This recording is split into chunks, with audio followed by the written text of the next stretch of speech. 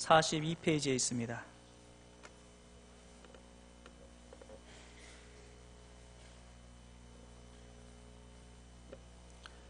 로마서 3장 9절에서 18절의 말씀을 함께 교독하겠습니다.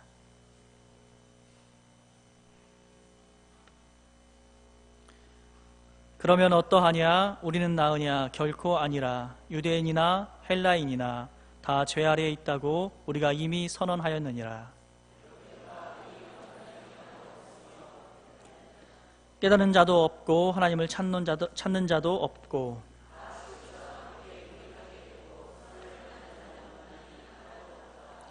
그들의 목구멍은 열린 무덤이요 그 혀로는 속임을 일삼으며 그 입술에는 독사의 독이 있고 그 발은 피 흘리는데 빠른지라. 평강의 길을 알지 못하였고 그들의 눈앞에 하나님을 두려워함이 없느니라 함과 같으니라. 아멘. 죄의 보편성이라는 제목으로 담임 목사님 말씀 전해주시겠습니다. 할렐루야. 오늘도 평화로운 주일오후를 우리가 누리고 있습니다. 우리 좌우 앞뒤에 계신 분들에게 주님의 평안이 함께 하시기를 바랍니다. 이렇게 인사하겠습니다. 주님의 평안이 여러분과 함께 하시기를 바랍니다.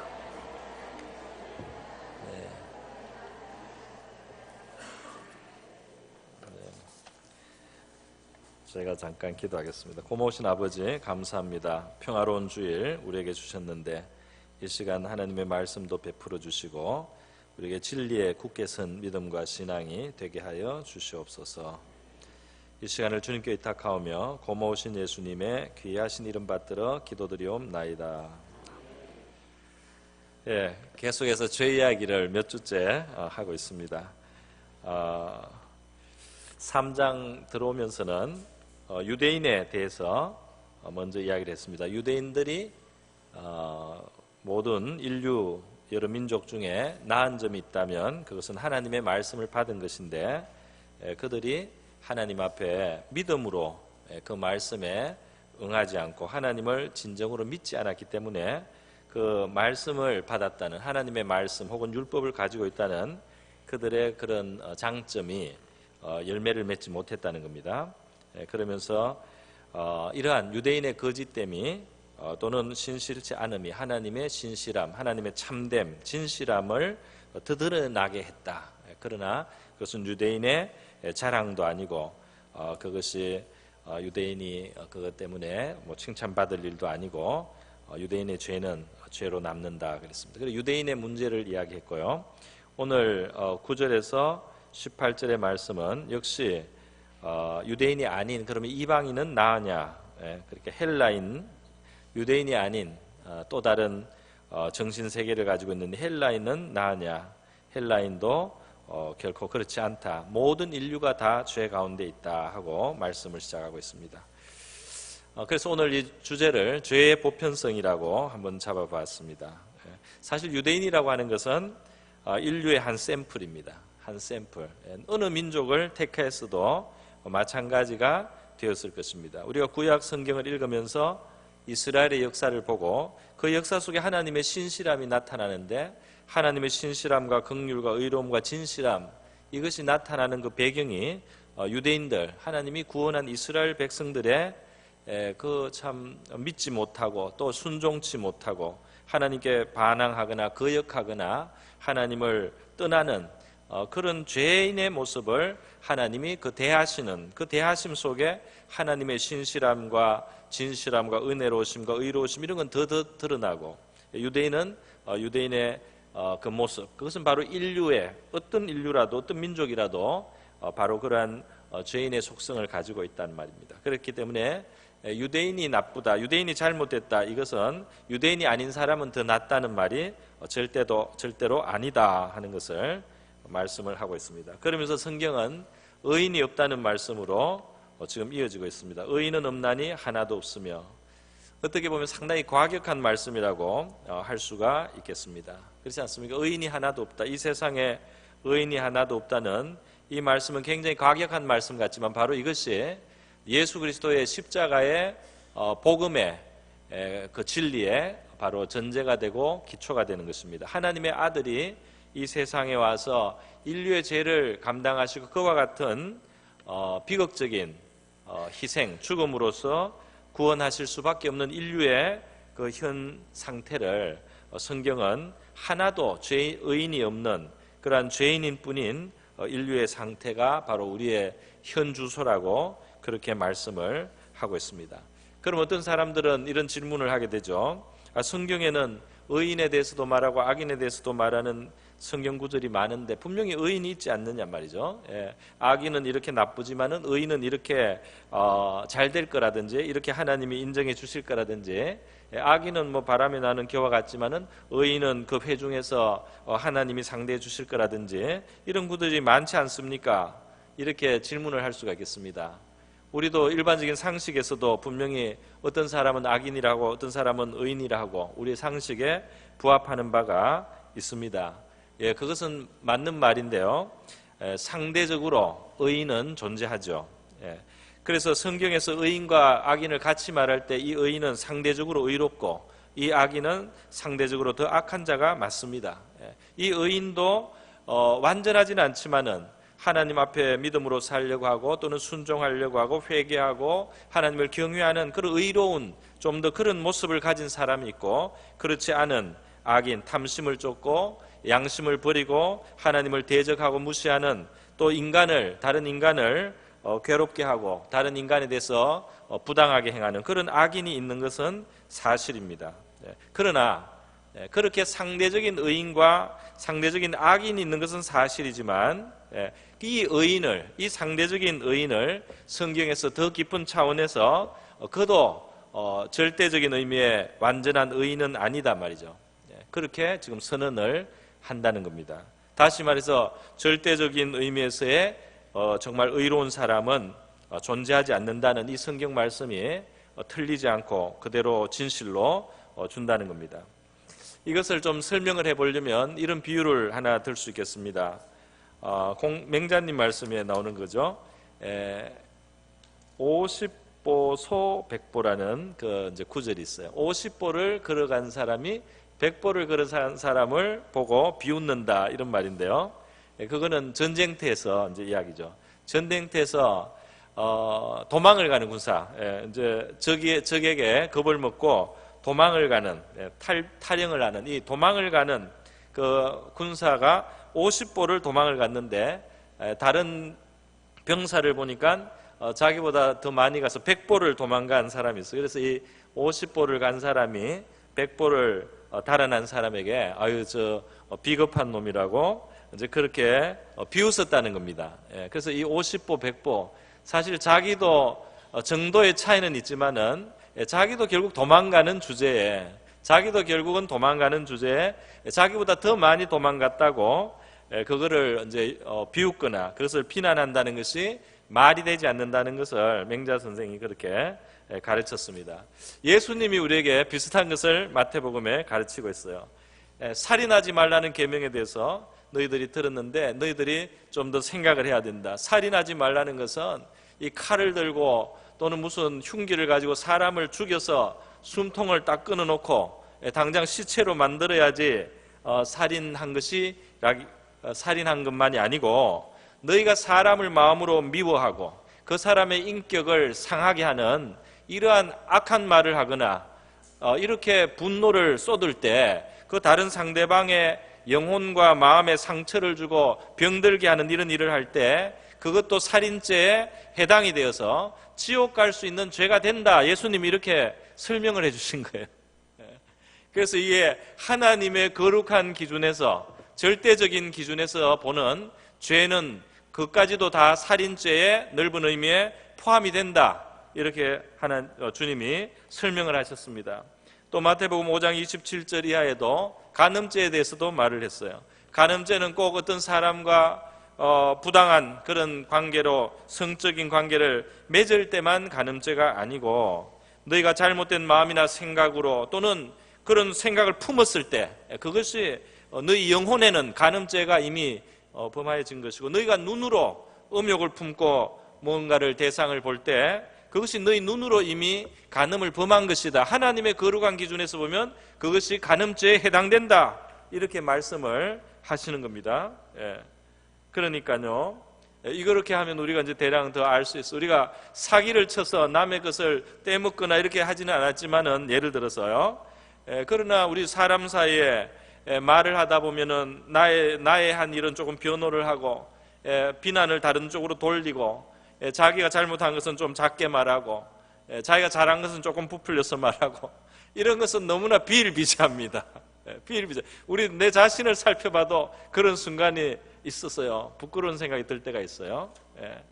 그 진실을 왜곡해서 자기 이익을 삼는 겁니다. 그죠? 그런 이 인간의 정직하지 않은 것들, 이 다 속이는 죄가 있는 겁니다. 그래서 이제 시각적으로 또 이렇게 표현을 해볼 수 있겠습니다.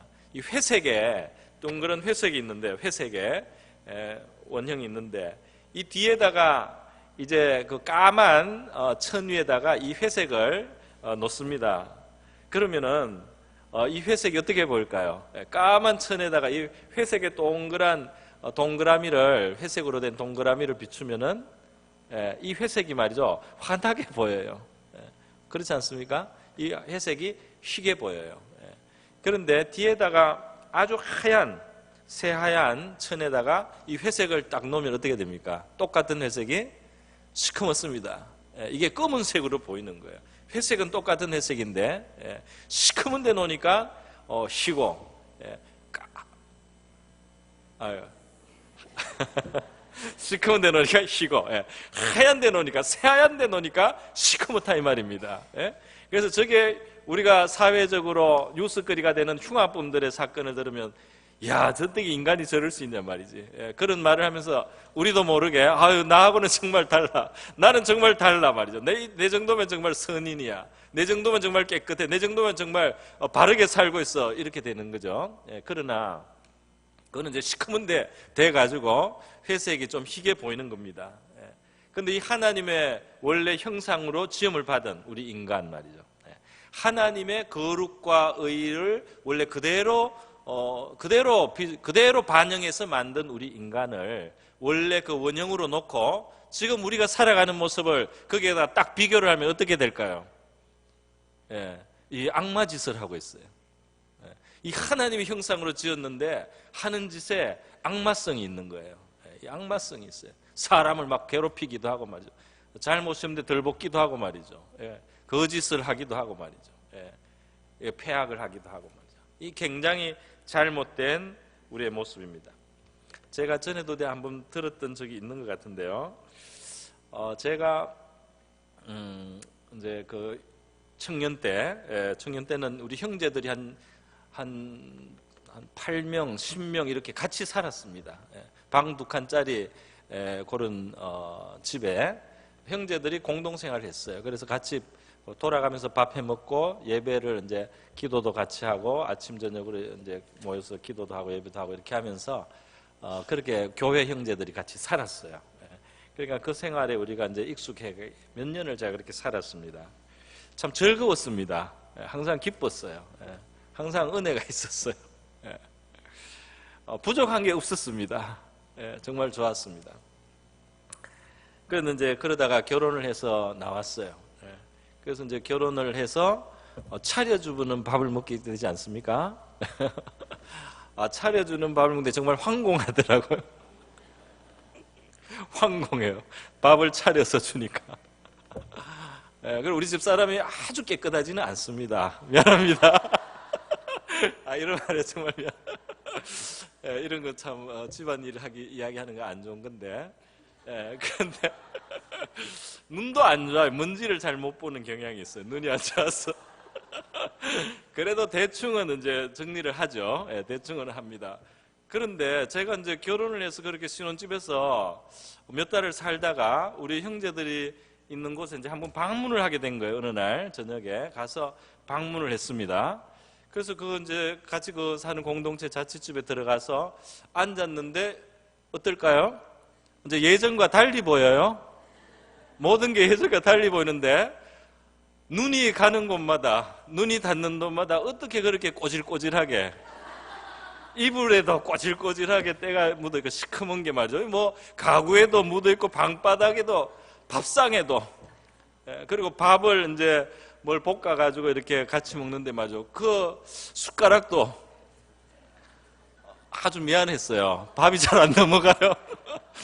밥이 잘 안 넘어가려고 그래요. 거기서 그렇게 잘 지냈는데 아무 문제가 없었어요. 전혀 더럽다고 생각하지 않았어요. 그런데 정말 깨끗한 데 한번 갔다가 오니까 이 더러운 게 이제 그때서야 보여가지고 밥이 안 넘어갈 정도로 말이죠. 그렇게 지저분한 곳에 살았구나 이제 알았습니다. 이 집이 더러워진 게 아니에요. 그대로인데 그래요. 여러분, 어떤 사람은 음담 패스를 하거나 야한 것을 보거나 아무렇지도 않습니다. 그러나 어떤 사람한테는 그게 속이 미식거리고 거기에서 이 구역질이 나고 그거라면 충격이 되고 그거를 접하면은 마음의 고통이 올 수 있어요. 어떤 자기가 지금 어떤 자리에 있느냐에 따라서 그게 다른 것입니다. 그래서 이 죄가 말이죠. 죄가 고통으로 느껴질 만큼 우리가 깨끗하지 않기 때문에 편한 거예요. 죄가. 죄의 그런 환경이나 이런 데서 편안하게 지나는 것은 우리가 그게 편안한 게 아니고 거기에 익숙하다 이거를 보여주는 겁니다. 그래서 안 좋은 것을 보거나 죄가 되는 것을 접할 때 머리가 아프고 이 어지럽고 뭔가 이게 메스꺼리고 이렇게 될 정도로 우리가 깨끗한 마음을 가질 수 있다면 그것이 굉장히 문제가 있다는 것을 알 수가 있어요. 우리가 하나님 앞에 설 때 우리 자신의 이제 하얀 그 천 앞에 이 회색이 들어서서 시커멓게 이제 드러나듯이 그렇게 드러납니다. 그래서 성령의 조명이 비치고 하나님의 말씀이 우리 속으로 자꾸 젖어들수록 우리가 이 죄에 대해서 민감해지면 평소에 나는 그만하면 선하다고 생각했던 사람들이 비로소 하나님 앞에서의 자기의 참모습을 발견합니다. 그러면 굉장히 심각한 문제가 있단 말이죠. 내 영혼이 이렇게 병들었구나. 내 영혼에 이렇게 뿌리 뽑을 수 없는 교만이 있구나 말이죠. 내 영혼에 이렇게 부정함이 있구나. 정직하지 않음이 있구나. 내 안에 이렇게 간사함이 있구나. 내 안에 이렇게 가정함이 있구나. 이 찾아지는 죄가 굉장히 많아지는 거예요. 하나님의 영광하고는 거리가 먼 모습이라고 할 수가 있습니다. 오늘 이 본문에 보면은 실제로 여러 가지 죄에 대해서 좀 강하게 표현을 했지만은 그 깊이 우리 인간의 본질을 따지면 우리 입에서 악독이 나오고 저주가 나오고 말이죠. 독사의 독 같은 독이 있어요. 나의 말 때문에 상처받은 사람이 없겠습니까? 내 말이 독처럼 어떤 사람에게 그 사람의 삶을 해치고 파괴하고 그 사람의 인격에 안 좋은 영향을 주고 말이죠. 이런 독사의 독 같은 독이 말이죠. 우리 입에 나온단 말입니다. 우리 속에 이 속임이 있다는 겁니다. 속임이 있어요. 그 입에 대한 죄가 많은 것은 바로 이 마음에 있는 것이 제일 쉽게 나오는 것이 그 출구가 입이기 때문에 우리 영혼이 정말 악하고 죄인이라는 것을 제일 잘 드러내는 것이 우리 마음에서 나와서 입으로 나오는 것. 바로 예수님이 마음에 가득한 것이 입으로 나온다고 했는데 우리 입에서 나오는 것이 어떤 종류의 것이냐? 살리는 것이냐? 죽이는 것이냐? 우리의 입에서 나오는 것이 선을 만들어내느냐? 악을 만들어내느냐? 그런 것을 우리가 돌아볼 필요가 있는 것입니다. 어떤 사람은 교만 때문에 어떤 사람은 몰랐어요. 그전에는 몰랐어요. 그런데 하나님 앞에 점점 자기를 성찰하고 은혜를 받는데 한편 은혜를 받아서 좋은데 한편 자기 죄가 자꾸 보입니다. 그러니까 이게 우리 참신앙, 우리 기독교 참신앙은 사람이 내가 이제 돌을 다 닦았다 하고 만족하는 이런 면이 아니고 말이죠.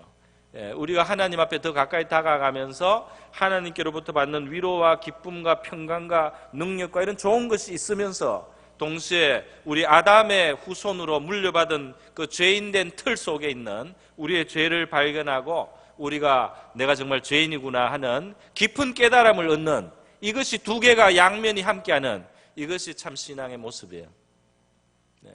그래서 나 회개할 죄가 없습니다. 이것이 바로 사기입니다. 요한 1서에 그렇게 말했어요. 죄가 없다는 자는 진리가 그 속에 있지 않다 말이죠. 내가 죄가 없다고 하는 사람이 제일 진리가 그 속에 없는 사람이다. 어떤 사람은 이 하나님께 비침을 전혀 받지 않기 때문에 자기 모습을 모릅니다. 마치 우리가 아침에 거울을 보느냐 안 보느냐 하고 비슷한데요. 거울 속에 드러난 나를 보면은 몰랐는데 아침에 아무렇지도 않은 것 같아요. 거울을 보니까 뭐가 묻어 있단 말이죠. 뭐 머리가 까치집이 돼 있어, 머리가 서 있어요. 어느 날 제가 설교를 하고 돌아갔는데 보니까 머리가 좀 이상한 상태로 돼 있는 거예요. 이거 계속 보이고 나만 모르고 있었구나. 굉장히 충격적입니다. 모르고 있었는데 어느 날 어떤 아는 분이 솔직히 이야기해 줬어요. 좀 머리 뒤가 이렇게 흥크러졌을 때가 있단 말이지. 이야기를 해줬어요. 바풀떼기가 붙어 있는데도 모르고. 근데 그게 누구한테 제일 안 보입니까? 다른 사람은 다 알아요. 다른 사람은 저 사람이 문제가 있는 걸 다 알아요. 누가 모릅니까? 자기가 몰라요. 이렇게 우리가 말을 하는 순간 누군가 생각나죠? 진짜 그 사람이 자기를 알아야 되는데 그 사람이 자기만 얼마나 지금 심각한지 몰라 말이지. 얼마나 옆에 사람들이 괴로워하는데 자기는 몰라 말이지. 이렇게 우리가 말을 하는 바로 이 순간 누구를 모르고 있습니까? 바로 이 순간도 저도 포함해서 정말 우리가 우리를 제일 모릅니다. 우리의 문제를 우리가 제일 몰라요. 그 머리에 까치집을 짓고 계속 10년, 20년을 사는 겁니다. 다른 사람은 그걸 볼 때마다 인상을 찌푸려도 자기만 몰라요. 성경은 가장 현실적이라고 할 수 있어요. 하나님이 살아 계시기 때문에 하나님이 계시다는 것에서 기초한 이 모든 이야기가 제일 현실적입니다. 할렐루야. 내세가 있고 영생이 있는데 그것에 대해서 말하는 게 제일 현실적인 거예요. 심판이 있고 지옥이 있는데 그것에 대해서 말하는 게 제일 현실적인 겁니다. 그런데 성경은 인간에 대해서도 제일 현실적으로 항상 이야기를 합니다. 뭐라고 합니까? 선을 행하고 죄를 범치 아니하는 의인은 세상에 아주 없느니라. 전도서 7장 20절 말씀입니다. 딱 그렇게 못을 박았어요. 물론 어떨 때 선을 행해요. 어떨 때 선을 행하는 것 같아요. 그러나 선을 행하고 죄를 범치 않는, 죄가 없는 그런 인간은 이 세상에 아주 없단 말이죠. 그렇게 말합니다. 그래서 성경에 많은 구약에 나오는 하나님과 소위 동행을 한, 하나님이 가까이 해주신 사람들의 그 면면을 성경이 기록할 때 절대로 안 하는 게 있는데 뭘 안 하느냐면 미화를 하지 않습니다. 우리 사람들의 전기가 나오면은 말이죠. 전기책이 나오면은 미화가 돼요. 그렇지 않습니까? 그 사람의 잘못은 보통 가려요. 그거는 이유가 있죠. 어린애들이 보고 좋은 점만 보라고 좋은 점을 이렇게 합니다. 그거는 이제 뭐 교육적인 목적을 위해서 그렇게 한다. 우리가 이해를 할 수 있어요. 어린이들을 위해서. 그런데 더 깊이 우리가 진리를 구하고 더 깊은 교훈을 얻기 위해서 인간의 참 실상을 있는 그대로 보여주기 위해서 하나님이 성경을 기록할 때는 이 성경에는 인간의 그 어떤 면면들을 애누리 없이 미화 없이 회치를 하지 않고 있는 그대로 드러내주는데 말이죠. 하나님이 인정하시는 의인이라는 칭호를 받았던 사람, 그런 사람, 예를 들면 노아와 같은 바로 이런 사람이 그 방주를 짓고 인류를 구원할 때 살아남고 가족을 구원했던 그 노아 같은 의인, 또 심지어 그 사람에 대해서 표현이 당대의 완전한 자라 그랬어요. 하나님과 동행한다는 말까지 있습니다. 그럼에도 불구하고 이 노아에 대해서 말이죠. 노아가 방주에서 나와서 나중에 살 때 술에 취해서 벌거벗고 부끄러운 모습으로 추태를 보인 그런 모습을 그대로 적어놨어요. 그것 때문에 문제가 발생하는 것을 그 어떤 하나의 단면을 딱 보여주는 겁니다. 이 사람이 이렇게 의롭고 이렇게 하나님이 인정하고 당대에 이 사람만한 의인이 없었지만 이 사람이 어떤 상황과 어떤 환경이 됐을 때는 부끄러운 모습으로 나타날 수 있는 존재다. 이거를 보여줬어요. 그래서 노아가 사실 의인이다. 하나님과 동행했다. 완전한 사람이다. 이 말씀이 창세기 6장에 나오는데 바로 그 한 구절 앞에 나온 게 노아는 하나님께 은혜를 입었다는 말부터 먼저 나옵니다. 여러분이 성경을 자세히 보면 그런 점이 있는 걸 알 수 있어요. 은혜를 입었다는 말 나오고 나서 그 다음에 의인이다, 완전한 자다, 동행했다 이렇게 돼 있어요. 그러니까 은혜가 필요하다는 건 뭐겠습니까?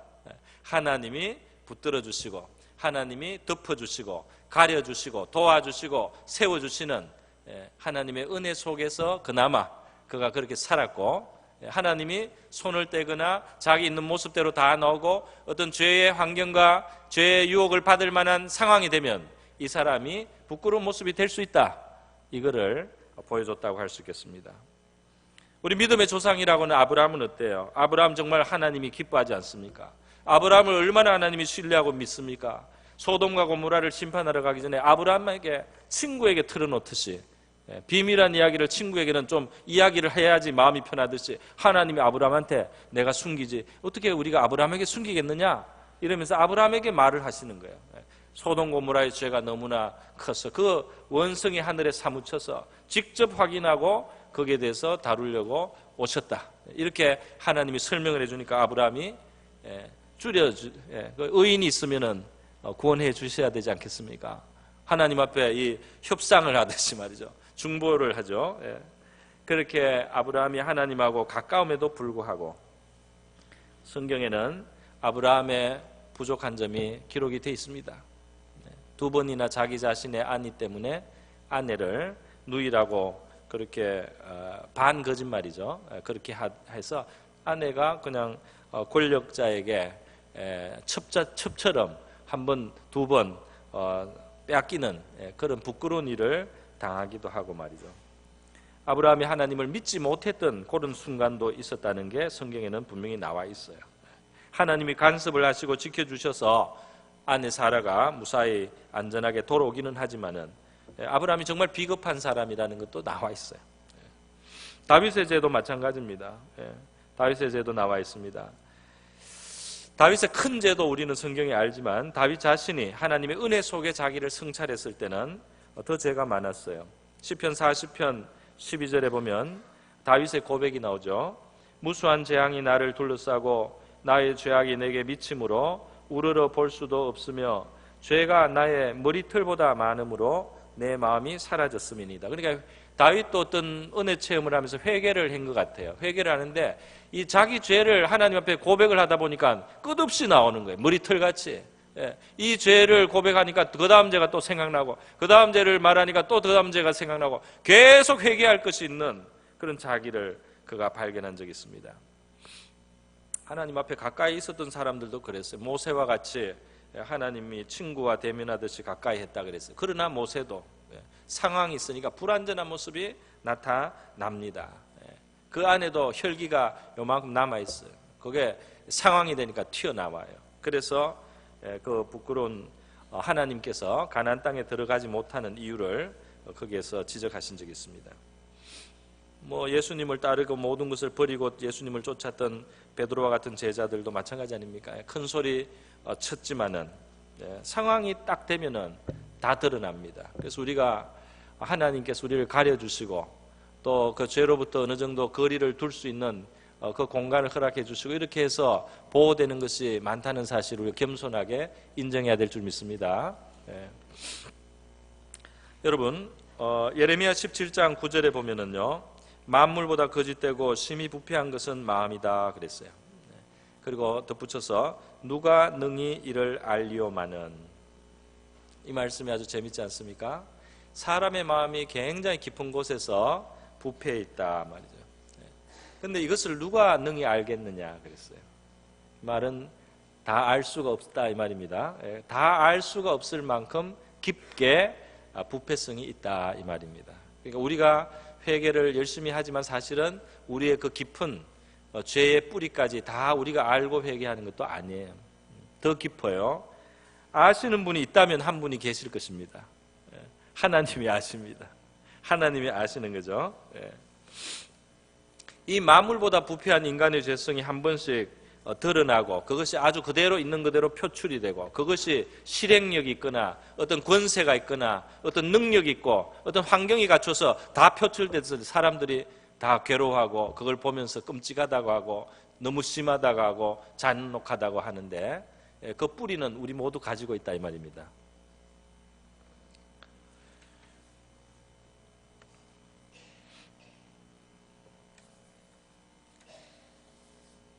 몰랐습니다. 이렇게 이기적인 인간인지 몰랐어요. 또 이렇게 잔인한지 몰랐어요. 근데 그런 상황이 그것이 나타날 만한 상황이 됐을 때 나타날 수 있다고 합니다. 그래서 인간에 대해서 성경은 이 세상 어떤 종교하고도 다른 입장을 취하지 않습니까? 인간이 수양한다고 되는 게 아니다.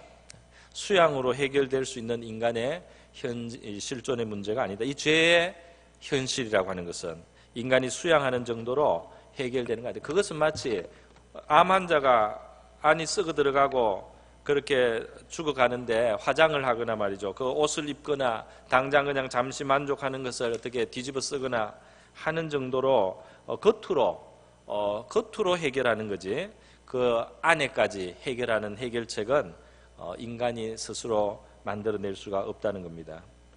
그래서 하나님의 대답은 그거예요. 하나님의 아들의 죽음으로써 그 인간의 죄에 대해서 하나님께서 처리하시고 그걸 다루시는 것 외에 다른 방법은 없다. 다른 방법으로 이 죄에 물들어 있는 만물보다 부패한 이 인간의 구원의 길을 열 수 있는 다른 방법이 없다는 것이 바로 십자가를 통해서 하나님이 우리에게 선언하고 선포해 주시는 것입니다. 진리라고 할 수 있어요. 여러분, 하나님은 우리가 아는 것보다 더 깊은 우리의 악을 알고 계시다. 이렇게 말하면 틀리지 않을 것입니다. 그렇습니까? 내가 생각하는 나의 악함보다 하나님이 알고 있는 나의 죄의 깊이는 더 깊어요. 그런데 감사죠. 내가 아는 그 죄의 깊이보다 더 깊은 죄를 가지고 있는 나를 아시면서 하나님이 우리를 구원하시고 있다 이 말입니다. 할렐루야. 하나님이 세상을 이처럼 사랑하사.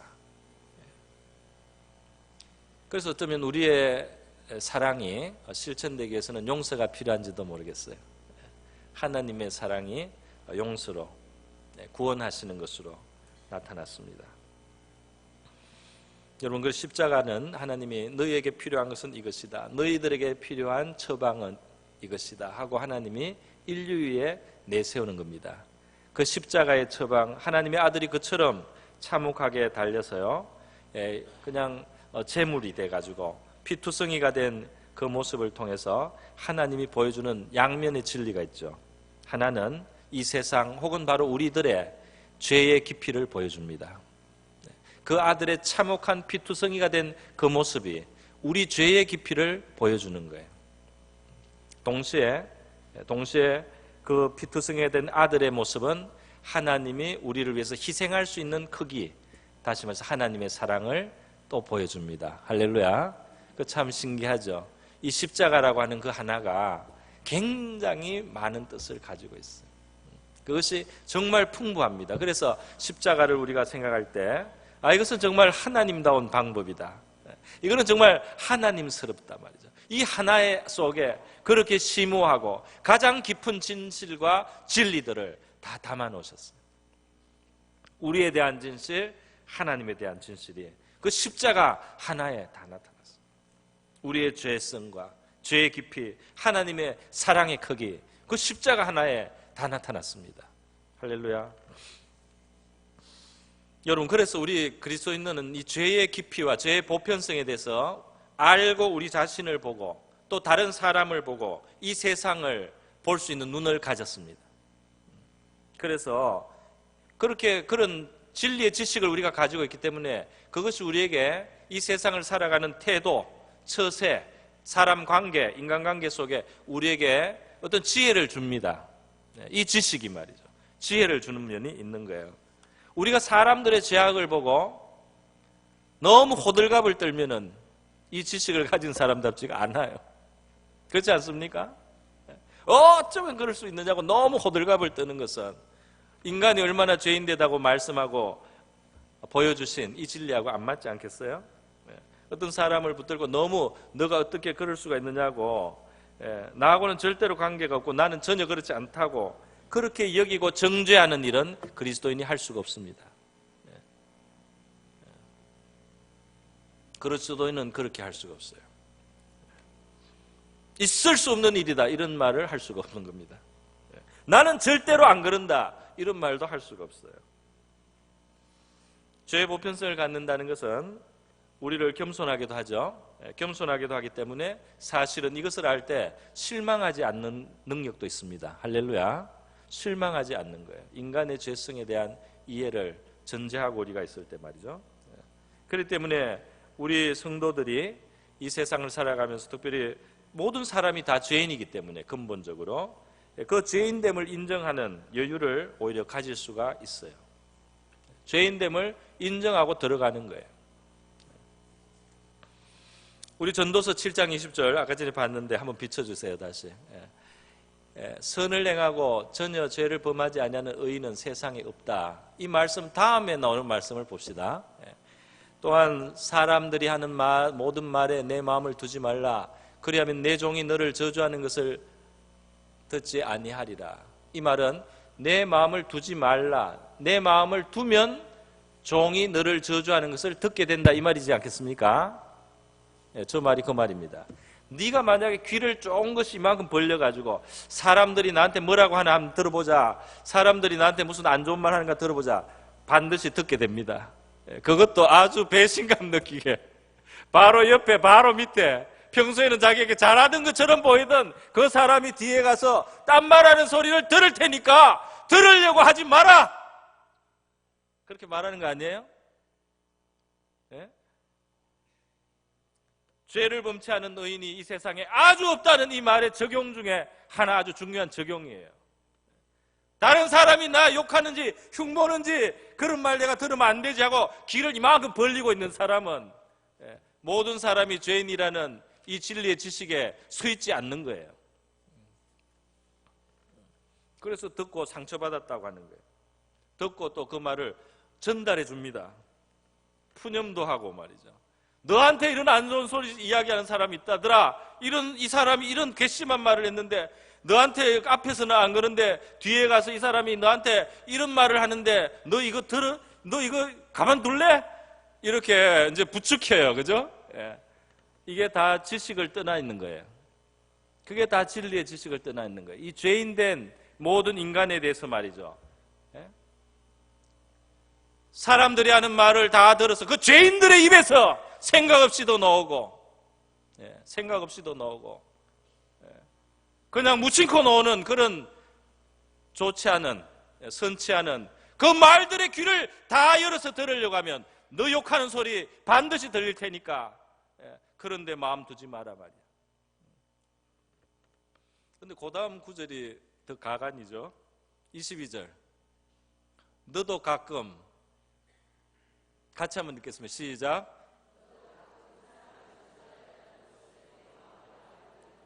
자, 여기서 바꿔봅시다. 다시 켜주세요.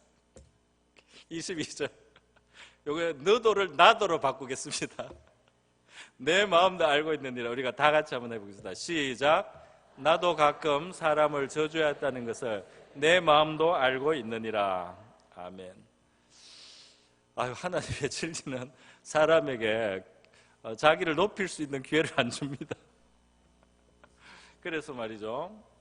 너도 쓸데없이 무심결에 뭐 지나가는 소리였든지 아니면 뭐 악의가 있었든지 기분이 나쁠 때 딴 사람한테 안 좋은 말 한 거 있는데 그 사람 귀에 이게 다 들어갔을 때 말이지 너가 무사할 수 있겠느냐, 혹은 너가 지금 그 사람 대하는 게 위선으로밖에 보이지 않지 않겠느냐, 이렇게 말할 수 있지 않겠어요? 저는 살다가 오니까 몇 번 이런 일을 겪었던 것 같아요. 어떤 자리에서 말이죠, 내가 없는 줄 알고 내가 뒤에 서 있는데 나하고 별로 친하지도 않은 사람이 뭔가 안 좋은 이야기를 탁 하는 거예요. 충격입니다. 충격적이에요. 나를 잘 알지도 못하면서 그냥 겉으로 보고 이제 판단을 해버린 거예요. 아주 마음이 뭐랄까요? 상처가 되고 안 좋더라고요. 그런데 그냥 제가 지나갔습니다. 지나갔어요. 그리고 따지지 않았어요. 뭐 캐지도 않았어요. 그냥 묻어갔어요. 세월이 많이 지났어요. 굉장히 많이 지났어요. 수십 년 지났습니다. 수십 년이라고 하니까 또 너무 나이가 많은 것 같은데 한 20년 한 20년 지났어요. 그 사람은 자기가 그 말한 것도 잊어버렸을 거예요. 그죠? 그 사람이 나에게 얼마나 좋은 일을 해주는지, 어떤 그 상황 속에서 말이죠. 나에게 큰 도움을 주고 나를 기쁘게 하고, 그래서 나도 그 사람에게 감사하고 잘 지내고 말이야. 이렇게 지낼 수 있더라 이 말이에요.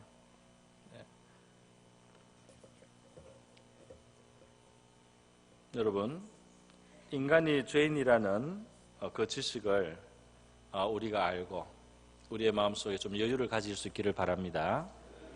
다른 사람도 실수하고 나도 실수하고 그렇게 하면서 우리가 사는데 용서도 하고 그냥 덮어도 가고 이렇게 가야지 우리의 삶이 진리 안에 평안할 줄 믿습니다. 우리는 얼마나 완전하길래 하나도 용납하지 않고 그렇게 따지고 그렇게 다 문제를 지적을 하고 이렇게 살 수 있겠어요. 그죠?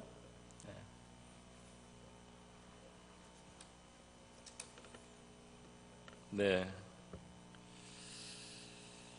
오늘 이 인간의 죄에 대한 보편성을 이야기할 때 특별히 입에 대한 말이 많다는 거, 입에 대한, 입과 관련된 부분이 많지 않습니까? 이거 굉장히 실제적인 말씀입니다. 입에 재갈을 먹이지 않는 자의 경건은 흙끝이라고 말씀을 야고보서에서도 하고 있어요. 하나님 앞에 우리의 이 죄의 보편적인 이 세계 속에 우리가 살아가면서 십자가로 우리에게 말씀하시고 십자가로 그 사랑을 전가하시고 그 죄의 깊이를 알면서 우리를 구원하신 그 하나님 앞에서 우리가 살아갈 수 있기를 바랍니다.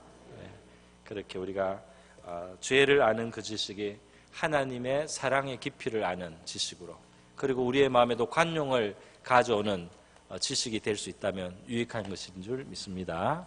다 같이 기도하겠습니다. 우리와 같은 죄인들을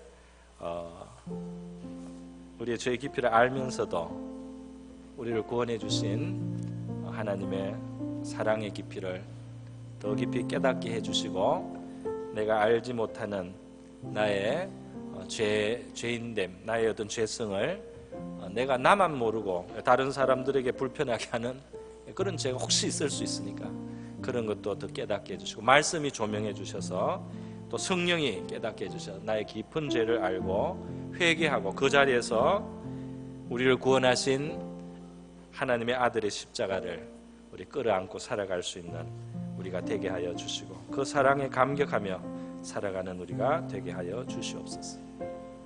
죄를 아는 지식이 우리에게 관용을 얻고 지혜를 얻게 하여 주시옵소서. 다 같이 기도하겠습니다. 하나님 아버지 감사합니다. 오늘 로마서 말씀 죄의 보편성에 대한 말씀으로 함께 살펴보았습니다. 우리 성도들에게 필요한 진리의 지식으로 주님 마음속에 잘 또 우리가 받아서 하나님 아버지 우리 죄에 대해서 너무나 깊이 아시는 우리 하나님의 넓은 사랑이 우리를 구원하셨듯이 하나님 우리의 마음도 우리 자신에 의해서 너무 실망하지 않고 하나님의 큰 사랑을 바라볼 수 있도록 믿음을 다해 주시기를 원하옵나이다. 하나님 아버지 우리 입으로 나오는 많은 악어에 대해서 특별히 우리가 더 민감하고 또 깨달을 수 있도록 도와주셔서 우리가 하나님 이 땅에 흉악한 일들 앞에 우리를 비추어서 의롭다고 착각하는 주님 그런 어리석은 자 되지 않게 하여 주시고, 하나님의 거룩하심 앞에 또 하나님의 영광을 담을 그릇으로 지음을 받은 우리 안에 들어온 이 죄의 깊이를 우리가 각성하고 깨달아서 더 겸손히 주님의 십자가를 붙드는 저와 우리가 되게 하여 주시기를 원하옵나이다. 정말 나만 모르고 다른 사람들이 아는 나의 아버지의 허물과 죄악은 있지 않습니까? 하나님 아버지 우리는 너무나 미련하고 어리석습니다. 성령님께서 조명해 주시고 하나님의 말씀이 깊이 우리를 성찰케 하사 우리 하나님 앞에 내 자신을 바르게 발견하게 도와주시고, 이러한 나를 구원하시고 이러한 나에게 구원의 길을 열어주시는 하나님의 사랑에 대한 더 깊은 이해를 할 수 있도록 아버지 도와주시옵소서. 할렐루야 감사드립니다. 할렐루야 하나님 감사합니다. 진리의 지식으로 우리가 무장을 바로 할 수 있도록 도와주시기를 원합니다. 우리의 혀로 우리의 입술로 하나님 범죄하지 않게 하시고, 아버지여 이 인간의 연약함을 하나님이여 그 헤아릴 수 있는 주님 그런 여유를 우리의 마음속에 주시기를 원하옵나이다. 그러한 지식 위에 서서 우리가 살아가게 하여 주시옵시고 주님 진리를 벗어날 때 우리한테 무리한 일밖에 일어날 수가 없습니다. 무리한 자가 되지 않게 하여 주시고 진리 안에 거하는 자, 진리가 우리를 자유케 한다고 했습니다. 진리 안에 살아가는 우리 모두가 되게 하여 주시옵소서.